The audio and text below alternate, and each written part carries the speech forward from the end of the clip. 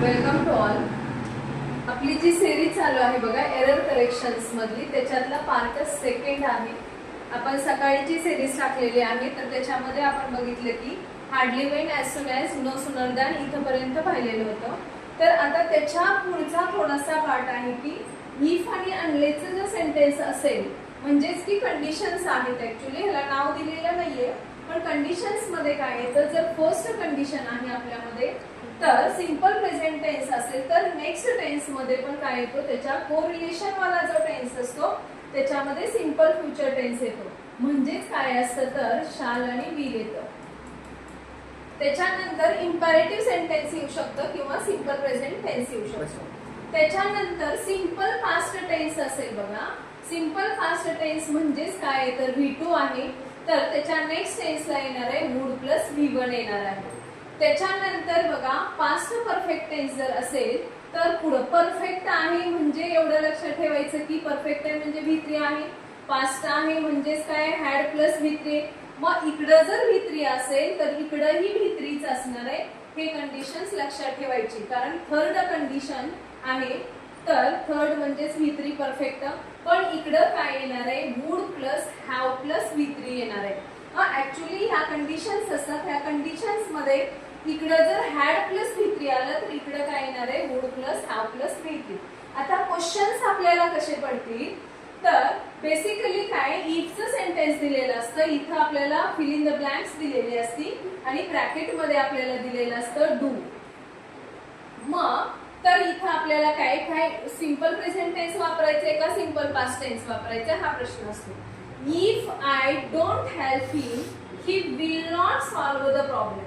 तर इथं समटाइम्स कधी कधी तुम्हाला काय केलेलं असतं सॉल्व्ड पण केलेलं असतं, तर ही एरर करेक्शन पण असू शकते. तर बघा जर इफच्या सेंटेन्स मध्ये जर सिंपल प्रेझेंट टेन्स दिलेला असेल तर पुढे काय येणार आहे सिंपल फ्युचर टेन्स आहे. तर हे काय असेल तुमचं एरर करेक्शन असू शकतं किंवा फिल इन द ब्लँक्स असेल. त्याच्यानंतर नेक्स्ट बघा if cows enter the farm. If cows enter, इथं तुम्हाला एंटर्स पण दिलेलं असेल, पण का एंटर्स नाही येणार आहे तर इथं काउज आहे.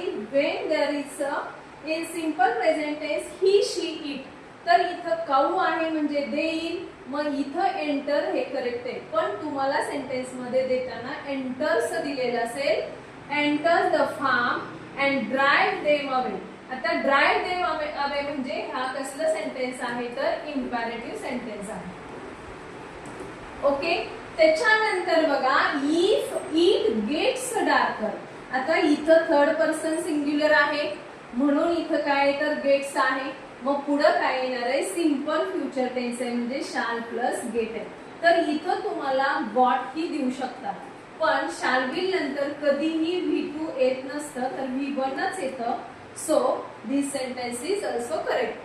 त्याच्यानंतर बघा ही झाली फर्स्ट कंडिशन्स.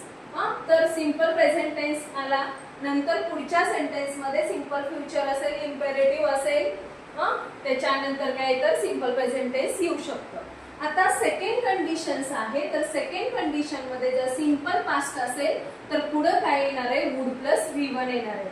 सेम तसंच बघा if I did not help आहे म्हणजे सिंपल पास्ट आहे, तर पुढं वुड एवढंच डोक्यात ठेवायचं. वुड प्लस नॉट आहे पण सॉल्व आहे. वुडच्या पुढं शक्यतो मॉडल ऑक्झिलरीच्या पुढं एक तर तुम्हाला V1 येईल किंवा V3 चा फॉर्म येईल.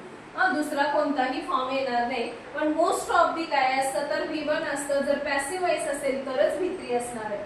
मग इथं बघा वुड प्लस सॉल्व आहे. मग सिंपल पास्ट टेन्स जर असेल तर पुढे काय येणार आहे वुड नॉट सॉल्व. इथं तुम्हाला कधी कधी सॉल्वड पण केलेलं असेल, म्हणजे ही तुमची काय असेल एरर असेल सॉल्वड.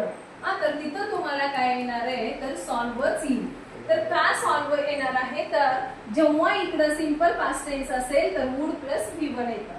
त्याच्यानंतर जर फर्स्ट इफच्या जर सेंटेन्स मध्ये हॅड प्लस V3 असेल तर पुढंच काय येणार आहे would plus have plus V3 येणार आहे. तर मगा मी काय सांगितलं की जर मॉडेल असेल तर V1 किंवा V3 येतं, पण जर इफच्या सेंटेन्स मध्ये जर पास्ट परफेक्ट असेल तर would plus have plus V3 येणार आहे. मग तुम्हाला would not plus have plus इथं सॉल्व्हर दिलेला असेल तर तेव्हा तुमची काय असणार आहे तर ती एरर असेल, तुम्हाला सॉल्व्ह करायचं. त्याच्यानंतर बघा अनलेस, आता in place of if not बघा, इफ डॅश डॅश नॉट म्हणजेच काय असतं तर अनलेस असतं. तर ह्याच्यानुसार बघा अनलेसचं सेंटेन्स आहे. अनलेसच्या सेंटेन्स मध्ये काय दिलेलं आहे, हॅड दिलेलं आहे. हॅड प्लस V3 आहे म्हणजे पुढे काय येणार आहे, would not plus have plus V3 यायला पाहिजे. ओके, तर ह्या आहेत आपल्या कंडिशन्स. ह्याच्यावर 100% एक क्वेश्चन तुम्हाला असणार आहे. एक तर फिल इन द ब्लँक्स असेल किंवा एरर करेक्शन्स मध्ये असेल. त्याच्यानंतर बघा खूप वेळेस आपण काय करतो, इफचं सेंटेन्स, सिंगल इफचं सेंटेन्स दिलेलं असतं आपल्याला. ऍक्च्युली हा कशाचा असतो, सब्जेक्ट वर्ब कॉन्कर्ड किंवा ऍग्रीमेंटचा पार्ट असतो. तर ह्याच्यामध्ये आपण काय करतो, फक्त इफचं सेंटेन्स दिलेलं असेल तर तिथं इफ आय वॉज करत असतो, दॅट इज रॉंग. तर हे अनएक्सेप्टेड थिंग्स आहे. जेव्हा इफ ना आपण सेंटेन्स म्हणतो अनएक्सेप्टेड थिंग्स, तेव्हा तुम्हाला काय करावं लागतं, इफ आय वर ए प्रेसिडेंट, तर काय तर मी प्रेसिडेंट बनू शकतो. तर इथं काय येणार आहे तर तुम्हाला वरच घ्यावं लागेल. तर हेही तुमची काय असेल तर एरर असेल. तिथं वॉज पण ऑप्शन असू शकतो किंवा वर पण ऑप्शन असेल. ओके, हे समजलं कंडिशन्स. Okay, thank you. व्हिडिओ